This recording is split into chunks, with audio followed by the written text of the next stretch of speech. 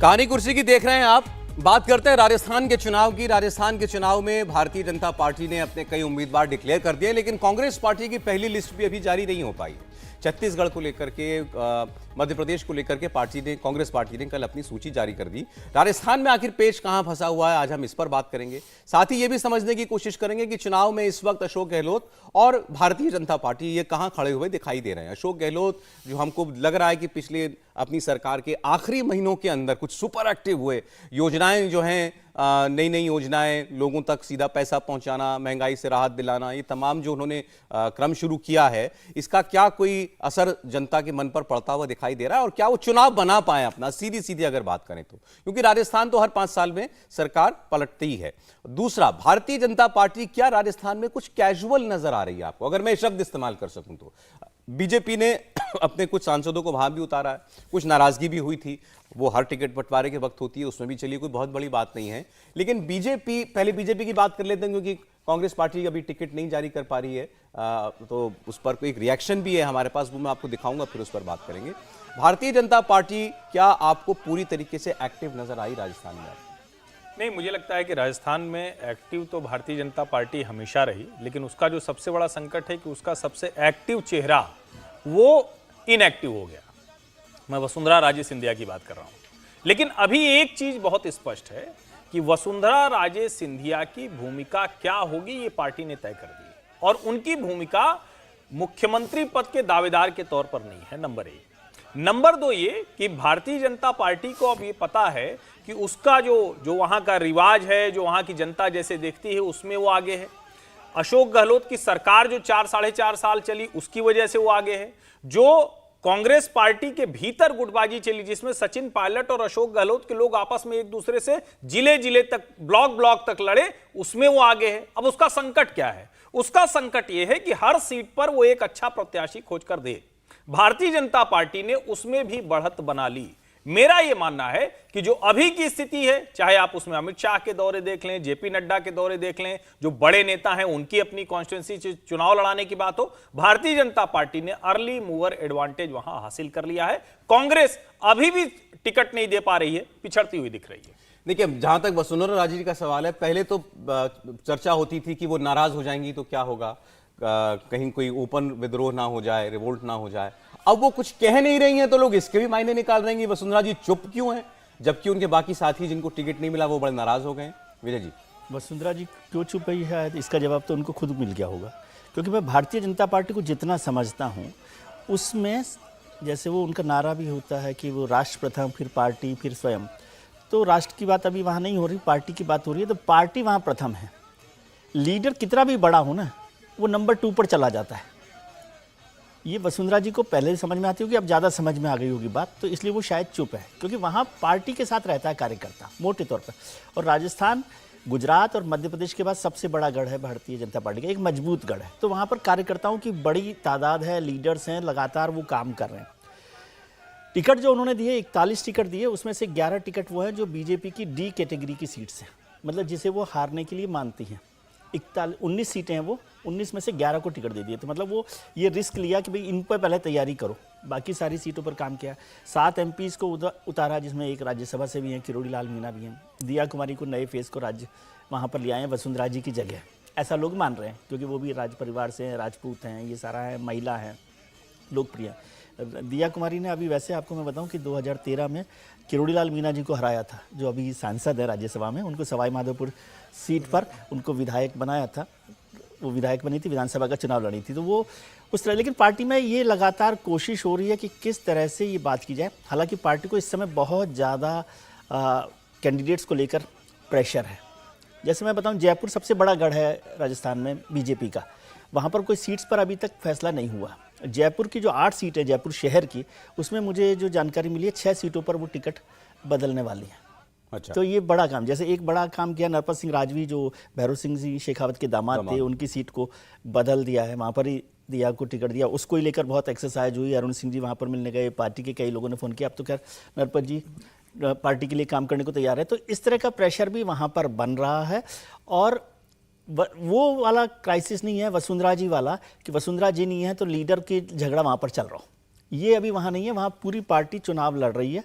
वसुंधरा जी नहीं है तो भी अनुशासन कायम है। अनुशासन कायम है और वहां पार्टी में लीडरशिप का झगड़ा नहीं चल रहा। इसमें मुझे एक बात लगती है जो कई बार नेता समझ नहीं पाते, वसुंधरा राजे ने खुद को विड्रॉ कर लिया, सारे आंदोलनों से विड्रॉ कर लिया, पार्टी की जो सेंट्रल लीडरशिप की गवर्नमेंट की स्कीम्स आती थी उससे विड्रॉ कर लिया, जो पार्टी के प्रोग्राम्स होते थे उससे विड्रॉ कर लिया, और वो लगातार ये मैसेज देती रही कि देखिए मैं नाराज हूं, मेरी नाराजगी की वजह है, और उसकी वजह से धीरे धीरे ही सही लेकिन कार्यकर्ता कटता गया, और जो उपलब्ध नेता होता है कैडर वाली पार्टी में वही आगे खड़ा हो जाता है। कई बार तो ऐसा चेहरा खड़ा हो जाता है जिले से लेकर प्रदेश तक कि आपको अनुमान ही नहीं होता कि ये भी हमारा नेता हो सकता है क्या। वसुंधरा उस क्राइसिस की तरफ पहुंच गई। इसमें एक चीज तय की गई अमित शाह जी के साथ मीटिंग में कि पिछले 5 साल का रिकॉर्ड खंगाला गया।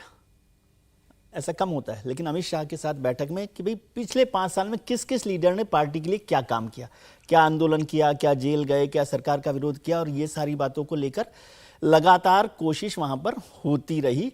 और उसका जो रिपोर्ट कार्ड है उसके आधार पर ये सारे जो बदलाव किए गए हैं, उसमें वसुंधरा जी का नाम पर कहीं कोई प्रदर्शन, कोई लड़ाई, कोई झगड़ा, मतलब कि मतलब विपक्ष में रहकर वो ऐसा कोई माहौल बनाने की जबकि वो सबसे बड़ी लीडर वहां पर थी। वो नहीं हुआ। जी समीर जी, राजस्थान की 200 सीटों में से 119 सीटें ऐसी है जहां या तो कांग्रेस जीतती है, भारतीय जनता पार्टी जीतती है, वो फ्लोटिंग सीटें।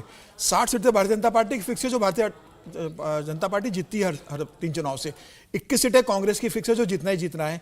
बेसिकली भारतीय जनता पार्टी समझ गई कि 119 सीटों पे हमें ज़्यादा फोकस करना है, जो फ्लोटिंग सीट है। और जो 41 सीटों की पहली सूची भारतीय जनता पार्टी ने राजस्थान को लेकर जारी करी है, उसके अंदर वो 119 सीटें शामिल है। 2 सीटें से भारतीय जनता पार्टी के विधायक रहे, बाकी 39 सीटों पे तो भारतीय जनता पार्टी चुनाव हारी थी 41 सीटों में से। तो भारतीय जनता पार्टी ने जो टिकट बांटे हैं 41 के, वो बहुत बढ़िया टिकट बांटे। सांसदों को उतारा है, 7 सांसदों को उतारा है, पार्टी के संगठन के नेताओं को उतारा है, दूसरे पार्टी से आए हुए नेताओं को उतारा है, कुछ सोशल एक्टिविस्ट को उतारा है, कुछ सीनियर आईएएस को उतारा है जो रिटायर हो गए थे। तो पार्टी ने 41 सीटों पे जो उम्मीदवार उतारे वो इतने मजबूत और इतने ढंग के उम्मीदवार दिए हैं कि जहां कांग्रेस के कैबिनेट मंत्री चुनाव लड़ने वाले उन सीटों से उन्हें एक तगड़ी चुनौती मिलने वाली है। वो कांग्रेस ये समझते हुए भी कि भारतीय जनता पार्टी एक बेहतर उम्मीदवार उतार चुकी है उनके क्षेत्र में, अभी तक टिकट वहां डिसाइड नहीं कर पा रही।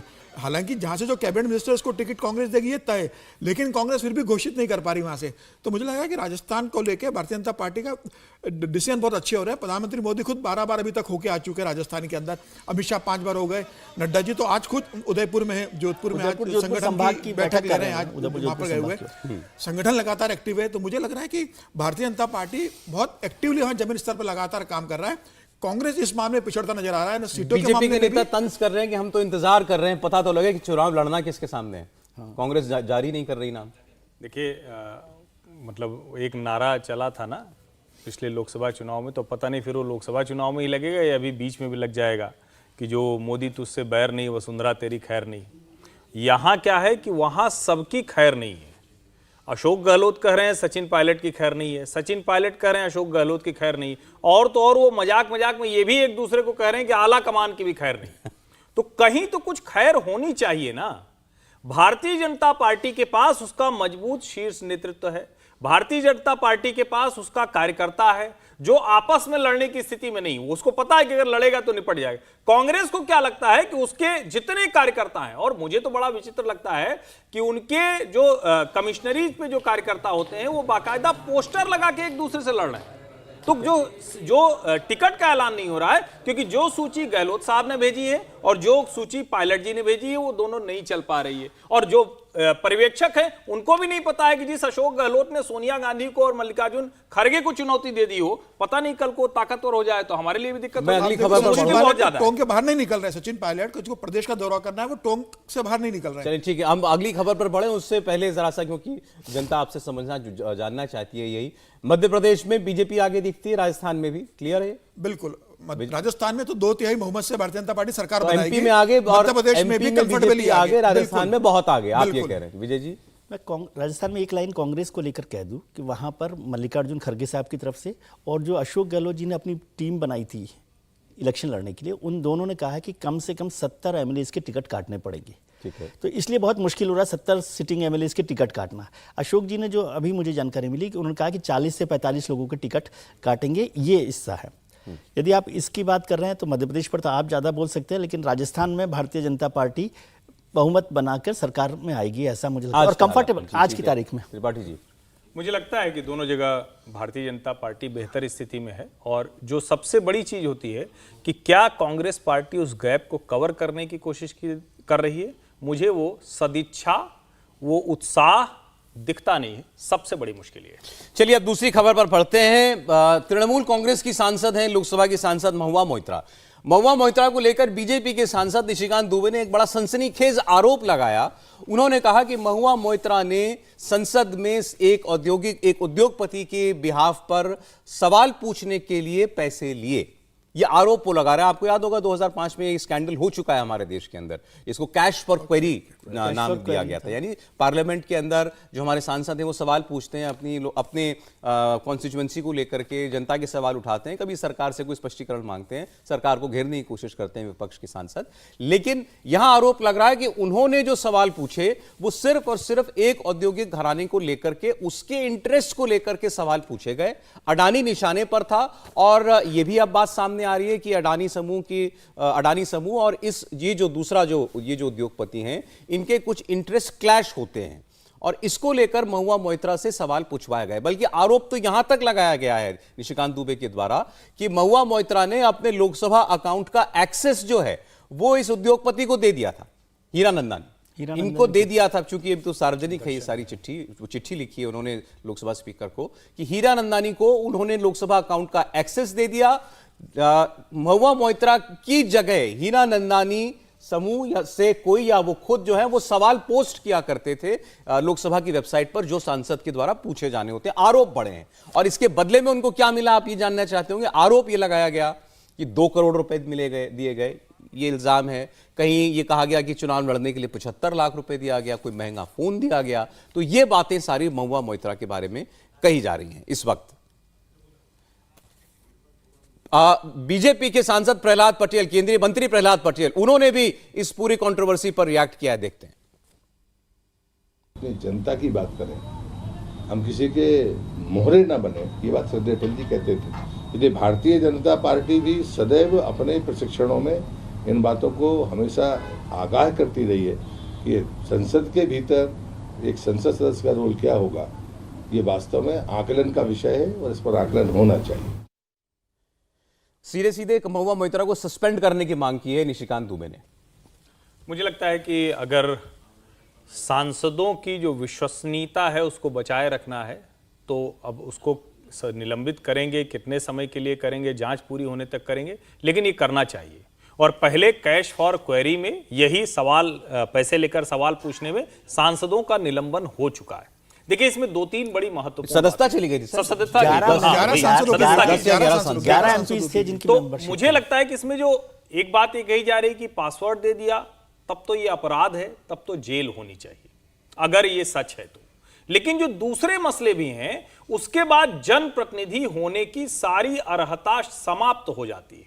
ये अगर, और 61 में से 50, मैंने वो सारे सवाल पढ़े, कल से ही वो है, वो तो पब्लिक डोमेन में आ गया है। उसमें सारे सवाल आप देखिए, या तो वो किसी बिजनेस इंटरेस्ट हीरानंदानी ग्रुप का है उससे जुड़ा है, अडानी के साथ वो कॉम्पिटिटिव बिड में थे उससे जुड़ा है, या किसी समय इनकम टैक्स का छापा पड़ गया तो इनकम टैक्स पर सवाल किया गया है। और जो सबसे ज्यादा चौंकाने वाला है कि ये लोकसभा की सांसद हैं। कोई भी जो लोकसभा के सांसद होते हैं उनका एक अपना कॉन्स्टिट्यूंसी होती है, संसदीय क्षेत्र होता है। मुझे कोई सवाल उनके अपने संसदीय क्षेत्र से जुड़ा हुआ नहीं दिखा।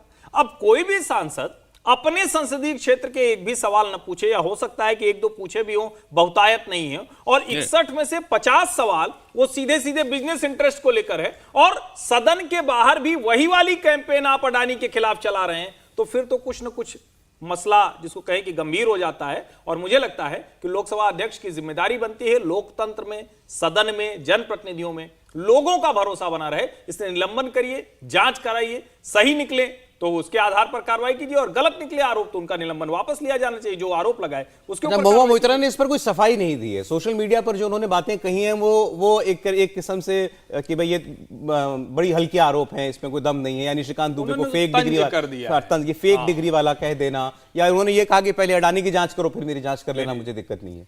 देखिए, अडानी की जांच करनी चाहिए कि नहीं करनी, ये इशू ही नहीं है इसमें। इशू यह है क्योंकि जनप्रतिनिधियों और इंडस्ट्रियल हाउसेस को एक रिलेशनशिप को आपको समझना चाहिए। इंडस्ट्रियल हाउसेस अक्सर ये कोशिश करते हैं कि उनकी कंपनी या उनके कोई पीआर कंपनी इस तरह का काम करे कि उनके इंटरेस्ट को सेव किया जा सके। ये तो उनका इंटरेस्ट है, इसमें आप उनको वो दोषी नहीं मानते।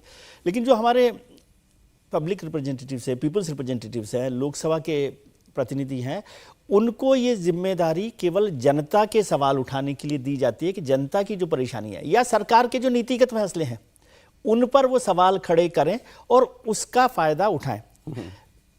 पार्लियामेंट में एक बात कही जाती है कि कॉन्फ्लिक्ट ऑफ इंटरेस्ट नहीं होना चाहिए, इसलिए यदि यहाँ पर स्टैंडिंग कमेटीज और पार्लियामेंट्री जो कमेटीज बनाई जाती हैं उसमें भी आपको ये कहा जाता है कि आपका कोई बिजनेस तो नहीं है जिससे इंटरेस्ट हो रहा है। मान लो जैसे सिविल एविएशन में आप कमेटी में हैं तो आपका सिविल एविएशन इंडस्ट्री में कोई भूमिका नहीं होनी चाहिए एक्टिव बिजनेस की तरह से। सर क्योंकि मुझे ब्रेक देना पड़ जाएगा, इस सवाल का जवाब आप जरूर दें। लोग ये सोचते होंगे कि भाई अच्छा चलिए सवाल पूछवा कर संसद में किसी को क्या मिल जाएगा, तो ये जरा बता दें। अगर कोई उद्योगपति किसी सांसद से सवाल पूछवा रहा है संसद में तो वो उसको क्या हासिल हो रहा है? वो तो बहुत बड़ा हासिल हो रहा है ना, क्योंकि उससे आप सरकार पर प्रेशर बना रहे हो। उस जिस इंटरेस्ट के लिए वो सवाल पूछा गया है उसके लिए सरकार पे दबाव बनाकर उसको नीतिगत बदलवा सकते हो, उस पर रोक लगवा सकते हो या जो भी काम कर सकते हो। ये तो बहुत बड़ा काम होता है और इसीलिए एमपीज को बार बार, खासतौर से मैंने भारतीय जनता पार्टी में देखा कि वहाँ ट्रेनिंग दी जाती है कि एमपीज को किस तरह से क्योंकि ये बहुत रेगुलर होता है सर। वहाँ पर जो पॉलिटिकल जो बिजनेस हाउसेज है ना उनके लोग पॉलिटिकल लीडर्स के